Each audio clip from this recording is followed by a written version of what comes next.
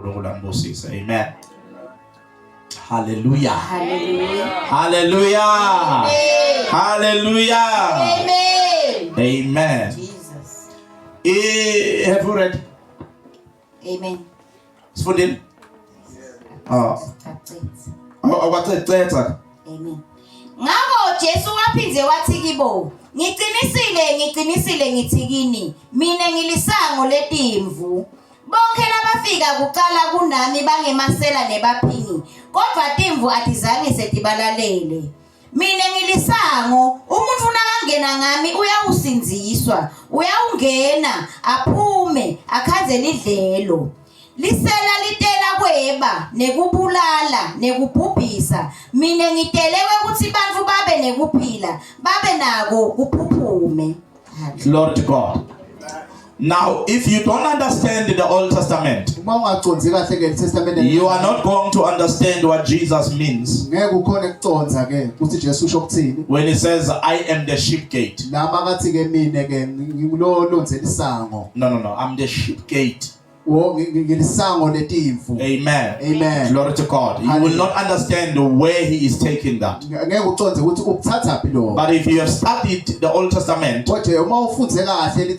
especially the book of Nehemiah, you will find that in Israel there were 12 gates. Amen. There was the fish gate.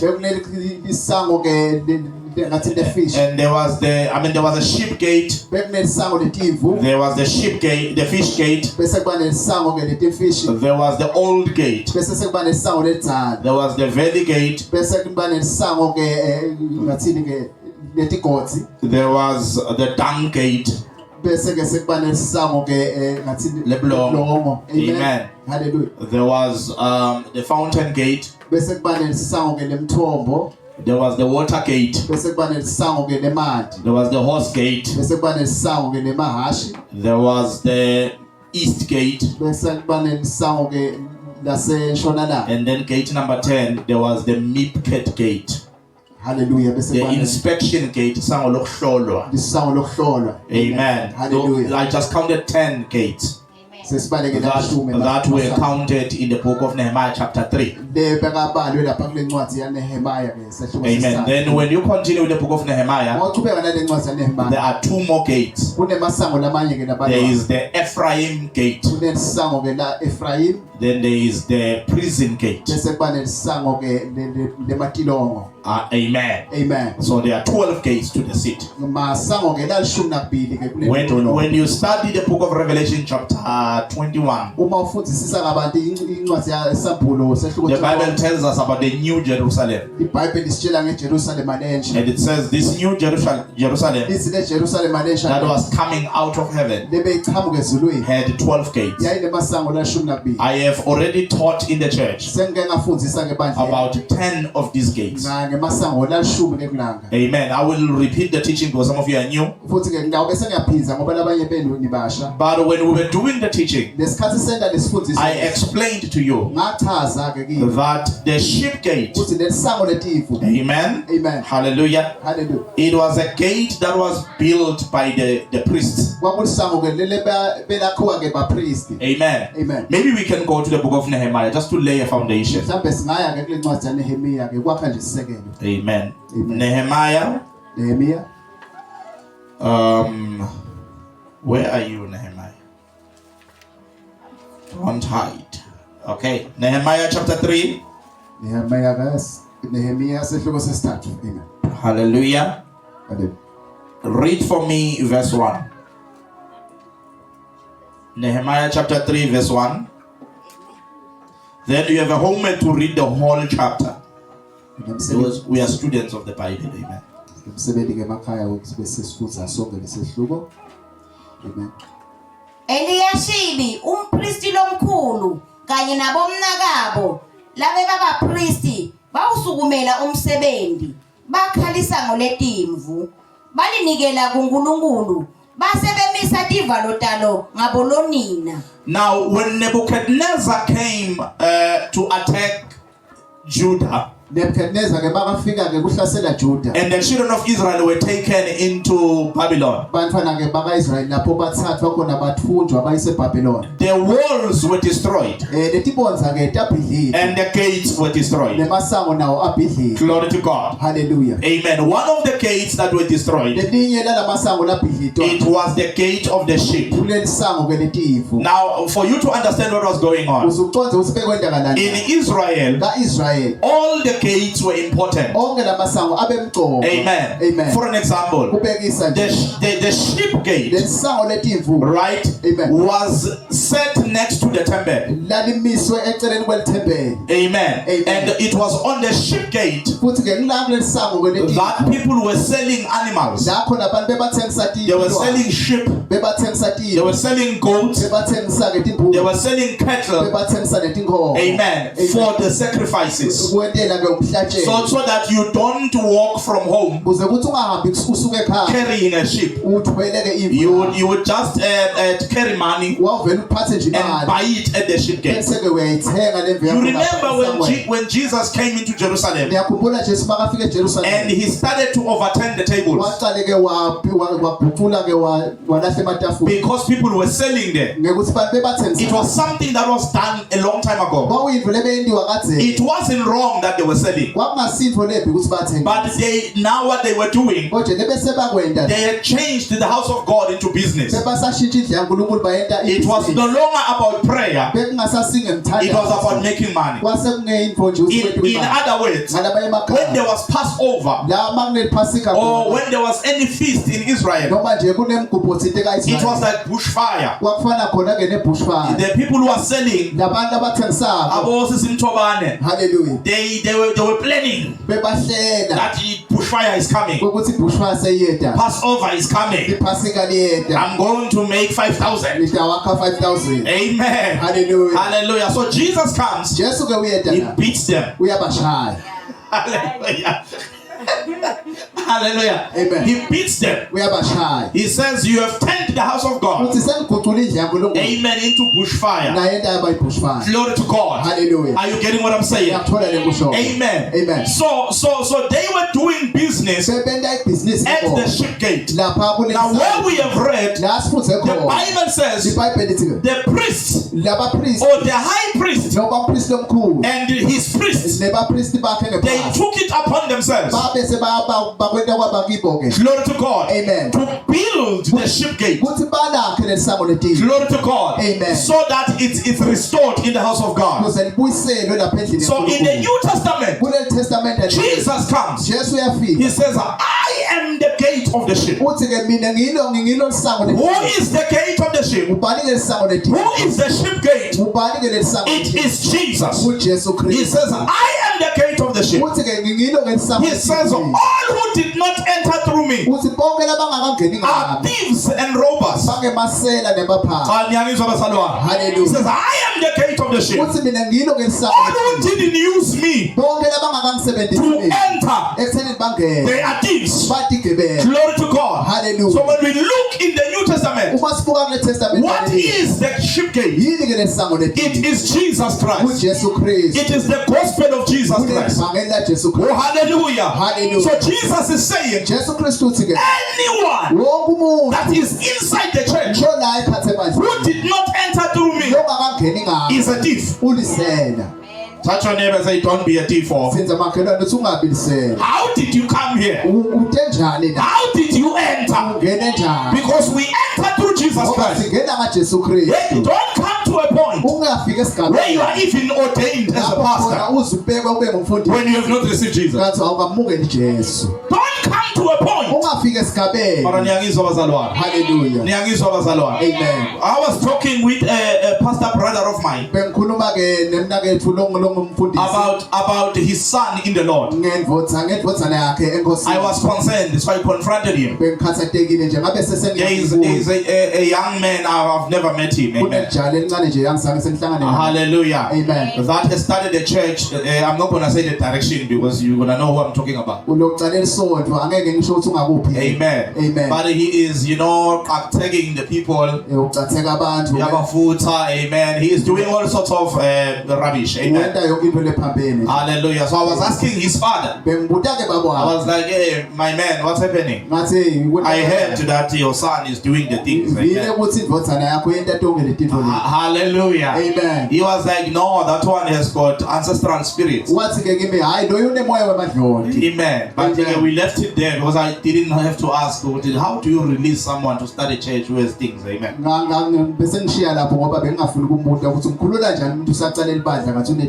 before you follow someone, you have to ask yourself, which gate did they use to enter? Because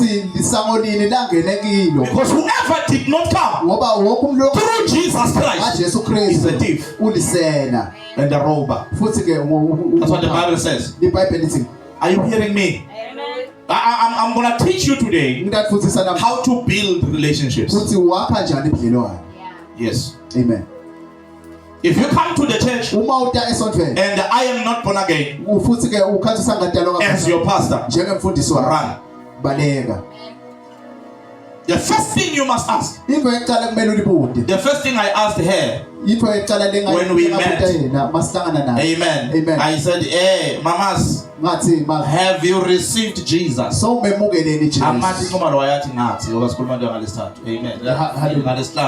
Amen. Hallelujah. Amen. I asked her, have you received Jesus? That's the first thing. Amen. Hallelujah. Amen. Amen. She gave me her history. I was like, that's good. Let's come back to the question. Have you received Jesus as your Lord and Savior? It's a very important question. We ask it to everyone. We asked it to Bomnatis. We asked Bomelo. We ask everyone. Ask your neighbor. Say, neighbor, have you received Jesus as your Lord and Savior? Yeah, we see that you can sing. But are you a thief and a robber, or did you enter through Jesus Christ?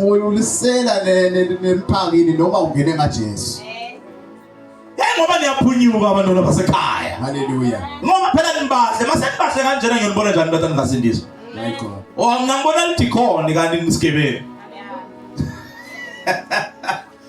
Oh, hallelujah. Amen. Amen. Hallelujah. Ukuthi indodana seyifika njani la? Ngale ukuthi nani niyaphunyuka makholwa. Nithi ningakahlangani noYesu. Amen. Nithi ningakahlangani nensindiso. Thola ukuthi already sekubonakele seniyaparticipate. Sesiyasaba nokunitshela ukuthi hlala phansi nqa. Awunikhola makholwa. So, here is the thing, Bazalwa. Don't do anything godly, anything righteous with someone that does not receive Jesus. Hello? Amen. If someone says, Amen. Amen. Hallelujah. Amen. Let's do 1, 2, 3. One of the major questions you should ask them, are you born again? Okay. Amen. Let me give you an example. People like but people like Sisim Tobani, for an example. She told me that she does business. Let's say she finds other friends to do business with, which is fine. But she kneels on this altar. Amen. Amen. But she's born again. Hallelujah. Amen. But let's say, amen. But let's say, ngaloku ukuthi unama connections sesimthobane afike lapha abambe eJericho, leli ngene siwashwe athi asente business. Yena uthi ngegama lika Jesu loya uyafutha. Niyabona ukuthi niyasifaka enkingeni bazalwane. Niyabona ukuthi niyatifaka etintweni. Hello. Hallelujah. Ningathi ningangibheki kabi, ngisindiswanga yini. Hayi mfundisi, hayi vele uthi utongishada usindisiwe yini? Angisho mina bazalwane ukuthi nethi nje kwadunyusa abapeyita bale. Angisho bazalwane. Nethi nje waba nemikhubanyana ezanjani? Baleka. Even uthi noma ngabe ngathi yo ubombuka ngalinye liwe ingathi wena awusi soulmate wena uthi angina soulmate lethi mina yo ungene ngaJesu yini ngoba siyalenza iphutha ebazalwane lokho ukuthi sishumayele ukuthi imoto yakho iyeda ne shumayele ukuthi indlu yakho iyeda sishiye na ifoundation so mamukele yini thola nimemana lapha nabangani benu ukuthi hayi yashumayela hayi Abraham yena liyahamba livangeli ne amen uyashumayela usho ngaloko ukuthi ngishumayela ngetindlu netimoto Jesu yena ke so mamukele yini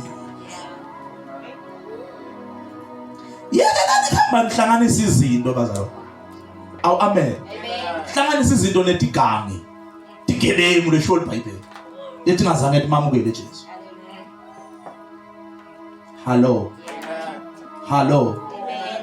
angisho nazo nishadile nathathile tati dina sekurelate arasana ona songanquza amen nabe nje babemdlova kamamukele Jesu na songabuqa phasi umcelele sayitawo haleluya mara niyangizwa bazalwane nangabe uvakashile emvuselelweni nango so umenye umngane wakho nango sogijimela ukubeka sandla ne haleluya before akubeka sandla mfundisi usindisiwe anye uyokwata ngoba abafundisi bane pride ne but uyatisinzisa ungabekwa sandla umuntu longanaye Jesu amen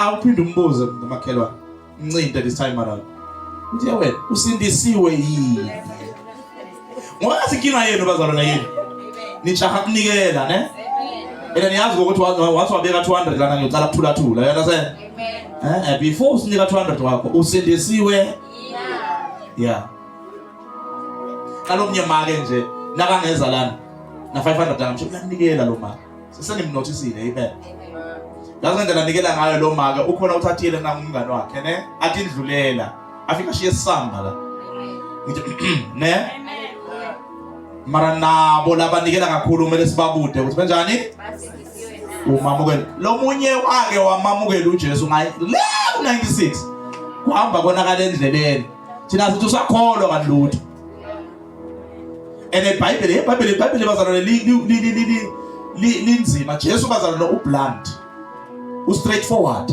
uthi labangakamamukeli Jesu kanti sebakakhonda la ngembili uthi tigebele uthi njalo phela saphile semfundo uthi labete bangena ngalomnyaka bangangeni ngami uthi ti mara ngasasibhekele tigebele lakhuluma ngathi wayekhuluma ngabaFarisi nabaSadusi bobani labantu labo abafundi beBhayibheli labo bobishop bangalesa sikhathi makuthiwa ngumFarisi yazi umFarisi bekanjani malendlovu bothi nangabe uyavela let's say nina nje yabona ningaduki niyazibona ngisho mina ngingadukile ngizamsho njalo nangabe uyavela umFarisi agqokeza khona wena ungakadukeli bophuthatha liduku hey bo tatathe umFarisi Nkosi yami bebanqwele labantu la Msajusi makavela abazalwane labantu laba bebathi mabavela ubone ukuthi kuvela umfundisi ya thole sihamba siganga bebafaka amamburambura abazalwane balamageni ne bothola afaka imburambura abese ngisho lapha abazalwane ningabe seningivakala amen bekafaka imburambura bese afaka isiphika la lesiphika besiba namaseshi kuthiwa ama prayer tassels ngesingisi bekulenga la lama prayer tassels bekasho ukuthi noma hamba uyathandaza lethi sesitake lethi lenga hey bebabahle bombona lapha ukuthi inqeku le yana sen faka info yakhe anisenza babona labafaka info tabo mabafaka info tabo ubone ke noma hamba ngemoto yakho ummele ebusuku ngabo 12 uthi angeke angisonze lo ne wafika Jesu wathi bakafika Jesu atiqhukele normal angagqokanga nje ma bathi bonke labete bangangeni ngami masela asho lamageni athi masela nibaphange wathi bonke laba lamasinagoge niphethe tigebengu ngoba bakamamukeli Jesu Thole nquma lo phethe isigebengu se-girlfriend. Sina sinquma lo uyashada no phethe isigebengu. Lesingamadi Jesu. Mina nje mangishaya i-counseling la, amen. Hallelujah. Futhi kahle ngoba mina ngiphethe umpostoli Mabuza. Umpostoli Mabuza nguye umshadisi walabandlela, amen. Mangibita umpostoli Mabuza ton cancela lana ngeke ngiyathi umlo mdzala ngeke ahlala ngabuthi. Sisi somamukele yini Jesu. Mina bese ke mina ngiyandlula, ne? Hallelujah. Bese ngibuta leti serious, ne? Ngibuta leti julile. Bungcwele bona uyabuphila yini? Ngoba ungathola ukuthi une boyfriend esijoko ukuthi nasathi. Bungcwele uyabuphila yini? Mara niyajaka ku participate. Kanti hayi mina bazalwane. Kanti participate tigebengu nebapha. Yazi sakhula mase.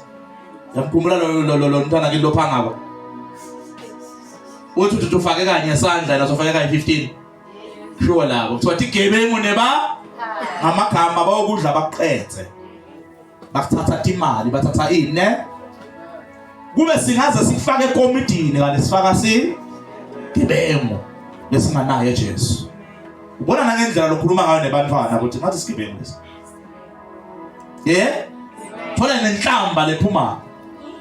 Yathusa lenhlamba. Siyawena pha. Futhi nina nazwa abantwana benu ukuthi niyakholwa ora ngikho. Mina ngangikhohlisa. Mfundisi wami umpastor. Ningibiza ngama title, ne? Mara abantwana benu bayazi banazi ngoba hey! Yawena pha. Bantwana bathi hayi kholwa lento. Kodwa umfundisi. Hawu, umangalo umntwana lo lingana nala ngiyatema avela khipha inhlamba leshisako uzibuza ukuthi uyifunzephi. Ufunza esigebengwini lesingmakwakhe. Lesingibaba wakhe. Ya, mama umntwana nje lo lingana nala ngiyazivikela, ne? Akhipha inhlamba lesingayazi ufunze kubani?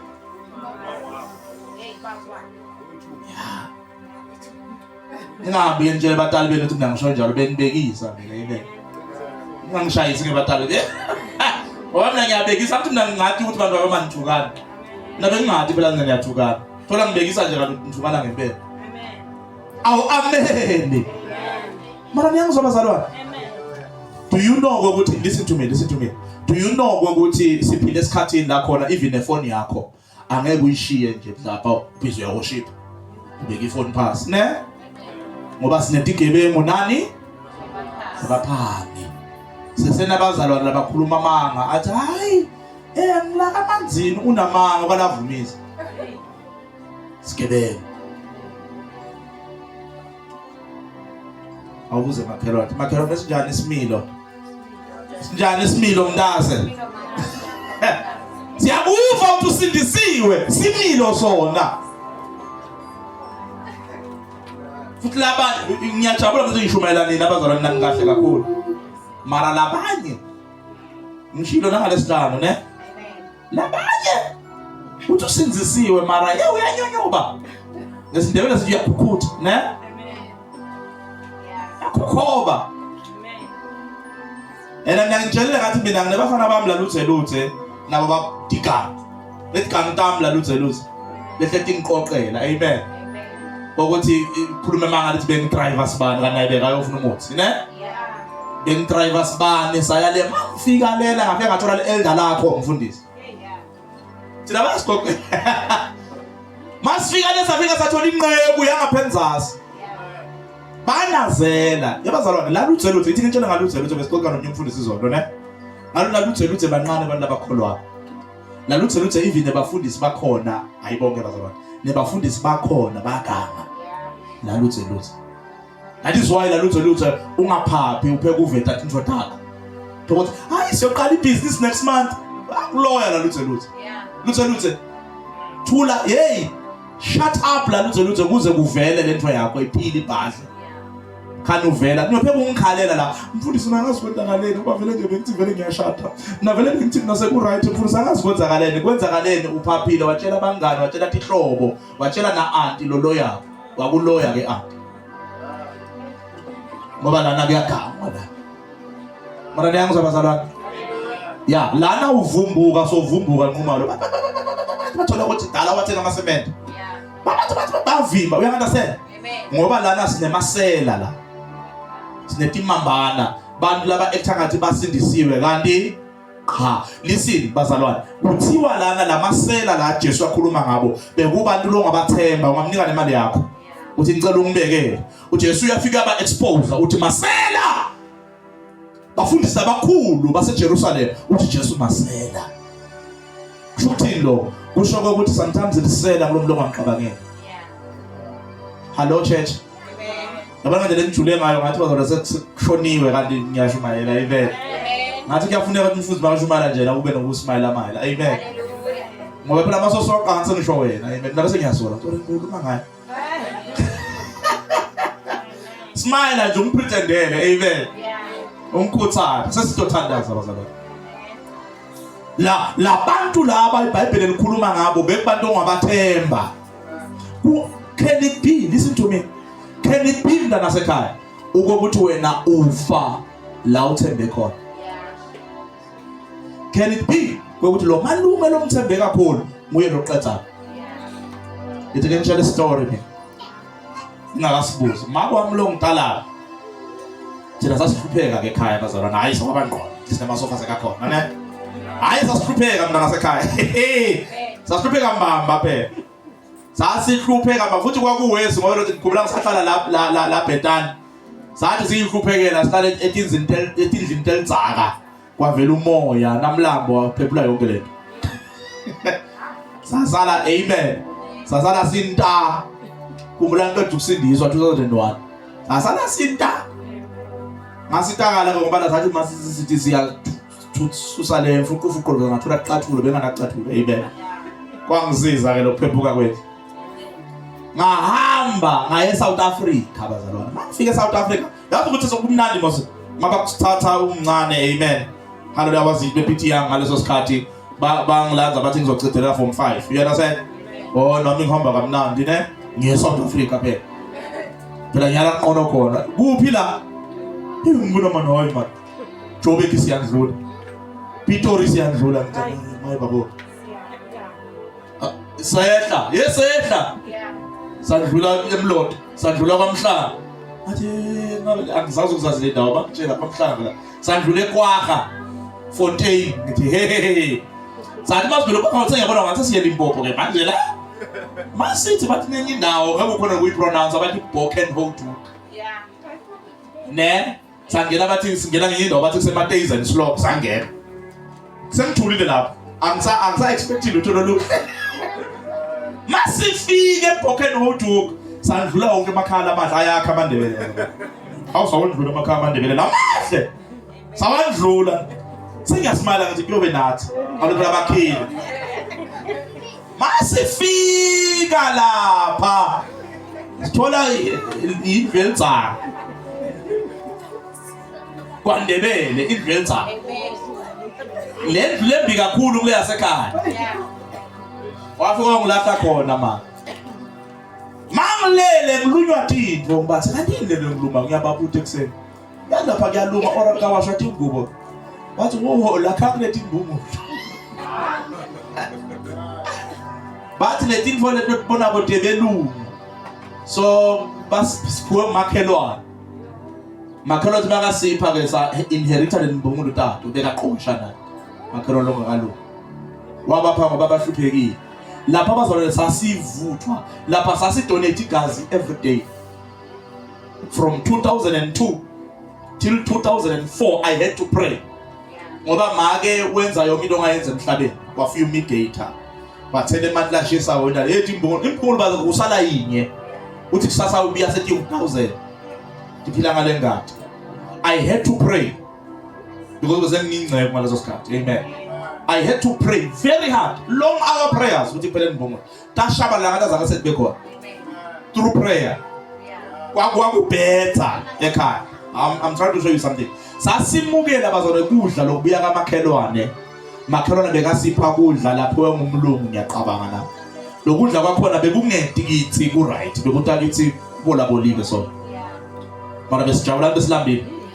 besijabula sasidla kona almost every time until magogo izinto ngathi ziqala ukumlungela through kunikela ngangantshela story sakhe ngokuthi wathathe emathayela wethu room wokugcina lebe kumele akhe ngawo wanikeza umfundisi wakhe wathi umfundisi yakha amen wathi mina I trust God wamakacetha kwenta njalo bhuti wami lomkhulu wathola umsebenzi wayekela kunatha tshwala wayena la kudema wathi umnikelo we-sacrifice wakha ngikhuluma manje uthe makacetha waphakama ama-younger brother ngasengasikho sengila waphakama and extended wafaka ama-toilet wafaka everything ngenxa ye-sacrificial offering but asikho la bekasinikelela ke laba makhelwane asipha kudla lokuboli logogo sidla kona so make uqabanga ukuthi sebangani bomkhoza ukuthi baphana tinto ne kanti lo muntu lona kunabanye abantu labajajuliswa ukuthi usahlupheka baqhazwa ngokwambulela uthola bayephanda kanti umthakathi uqhazwa ngokuphekwa sikethi sekugcina so make kwase kuyamlungela bantwana sebathumela kudla yakase naye wathi asengithathe ke na uthatha brand new ibeef ifidura kangaka uyamosa thatha ibeef brand new uyopha logogo ngamtshela mina ngathi you are making a mistake amani but you are making a mistake ngoba mina ngiyambona logogo wangangilaleli amen ngoba umfundisi omncane akalaleli okay wangangilaleli magogo wanikeza umngane wakhe umkhozi wakhe kwamakhelwane wabuya dangele wathi even nendlela la receive ngayo athi ngicishe ngawa phansi athi you could tell ukuthi that woman undermines me she is surprised ukuthi umbani wena kupha mina kudla asilingani mina nawe boba bheka abantu even nalaba laba generous boba kunabanye abantu bazalwa laba kupha tinto as long as terms and conditions ukuthiwa kunemasela nani bapha sometimes lisela ngilo muntu lona lo sabotage impilo yakho ukuthi ingachubekeli phambili sela because they are robbing you of your future, they are robbing you of your life. Mara niyangizwa bazalwane? Tshelo ngomunye umzalwane wathi bengisenkingeni ne haleluya ngacela isihlobo sakhe si-rich kabi uthi ngacela isihlobo sami ukuthi awumnakethu ngicela ungiside wathi umnakabo as long as ungimisisi sibanibani ngekusiza I need you ukuthi ubuyele ekhaya ungabe yayizwa lenkulumo ukuze ngikhona ukukusiza ngemali ngoba kunabantu lababhedayo la ngaphandle so for me to help you kumele udivorce le ndvodza yakho nikhona makhona I want you ukuthi uba sensitive ngabantu loplana nabo tinto hello ngoba kunabantu bazalwane thana zambamba kunabantu bazalwane even in the church mina I've worked with a lot of people angeke ngikhohlise kunabantu even ebandleni mina ke bazalwane ngaphiwa kubekethela lokunye lokuthusa that is why ngiyanibuka nje awumfundisi wami hayi lo mfundisi wangu uzabuka nje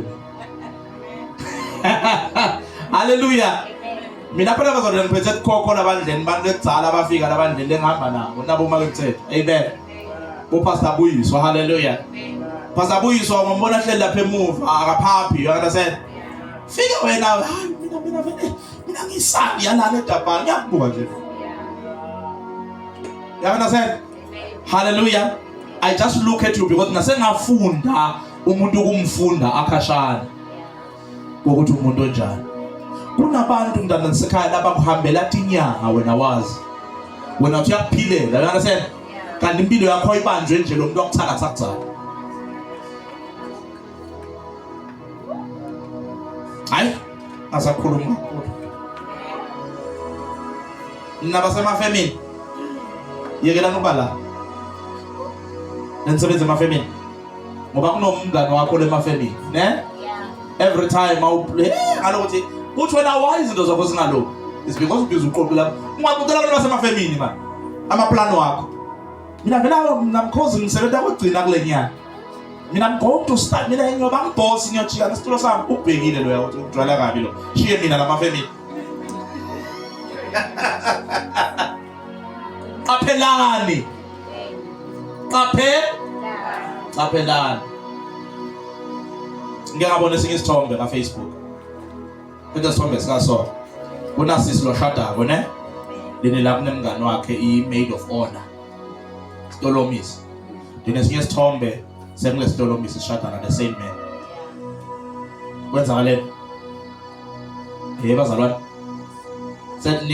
Ninga prophet okwenzakaleni lapho. Mina vele mngane wami uyangiphilela. Mina vele kwashimacima ne? Next time nguye lo so uphilo. Bamkhetha ulive. Khona lo ufuna imoto yakho. Khona lo ufuna indlu yakho. Khona lo ufuna tintfo takho. You have ukuthi uhlahlambe in the things of the spirit. Ezinye izinto mntana sekhaya ukumele uzithule baze bayothuka sonako but how mayoni yafihla. You understand? Asiphamele sibengenya. Gonna pray.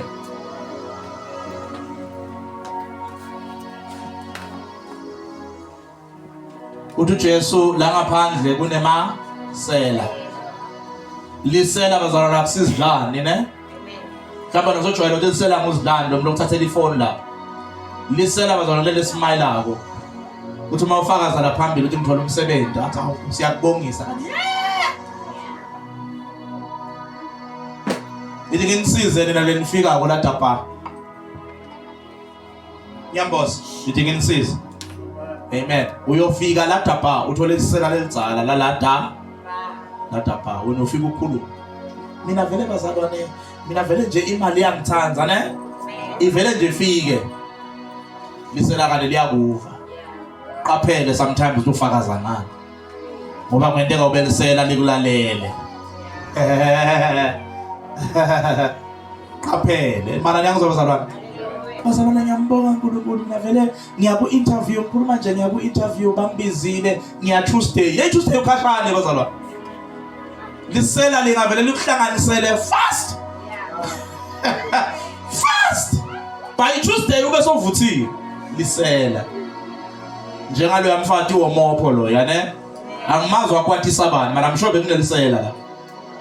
Lelathi urich and I1 it is imkhombisa ukuthi sinjani thina. Wopha for 12 years kwaphela yonke into phu. Ngenxa yokuthi sometimes we go around trusting the wrong people.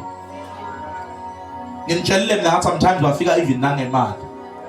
Othi hawu hey sisizethu manje you look somehow me nang 70 rand. Bolingisa nqomalo uthi hayi ngiyabonga ngicela ufake ka mobile party. Akadlali ke kuba hayi yabonga ukuthi ungiphi imali mara ngicela uyifake ka mobile money ezigciniwe kuloyo. Amen. Hallelujah. Angithitsi mina imali. Ngiwithdraw ka mobile money. Alokuthi bayaganga abantu. Ngiyanihlomisa makhona. Ngoba impilo yakho iyoma uyomangala ukuthi lesandla solo sakuhlupha kanti sakuhlupha mhlazana bapha 5 rand. Cabanga labanye abantu ba cheap bazalokuloya nga 5 rand. Akasafaki na 100 rand. Uyemana nemali. Mara is destroying your life. So I want us to go before the Lord. Amen. I want us to go before the Lord. And nomthandazo ofuna uthandaze ngifuna sithi Nkosi ngicela ungiphe umoya wokubona abantu labaro in my life. Siku spiritual warfare. You understand? Ungenza ubulahlekelwe kangaka empilweni yakho because of the wrong people. Because awuna sensitivity. Ngiyakuzwa bazalwane. Ngeke ngayiphila lempilo yokungaboni in the spirit. Ngise ngidefende nabantu kanti bangicede. Ngithi hawo ngeke sibani hawo nyamsukela. Mathi wena. You understand ngisho? Ngoba nithi mama manimbheka umuntu nimvikele ningaze nimfele kanti uvikela sigebengu. So I want us to pray and say Lord ngiphe i-discernment yokuthi ngibone abantu labangakalungi in my life. Abantu abadelay impilo yami, ababambe impilo yami. Ngiyangizwa bazalwane. Thina ngeke lana abazalwane ngeke sikuprofeta sithi ya kuno Diamond lomnye igama lakhe licala nga-M uyakuloya ngeke sikwenze lokho. You understand? But what we will do ukuthi sizokunikeza amathulusi ukuthi ube sensitive in the spirit. Ukuthi ubone ukuthi even though abaprofeta kuma abanye abantu abaprofeta kwangazuthi bayaprofetha kanti bavala izinto zakho. As prophet. You understand? Who sense that this one is not a prophet. This one is a liar. Let's pray. Father, in the mighty name of our Lord Jesus Christ, we give you the honor, we give you the glory. We worship and exalt your name. Lord, we pray, Father, for your people. Give your people the spirit of discernment. In the spirit. Ama agents obumnyama in our lives. Abantu abaplantwe sitha in our lives. Siyathandaza Jehova egameni lika Jesu. Help us, Lord, who is planted by the enemy in our lives, who is sent by the enemy in our lives. We want to see those, my Father. We want to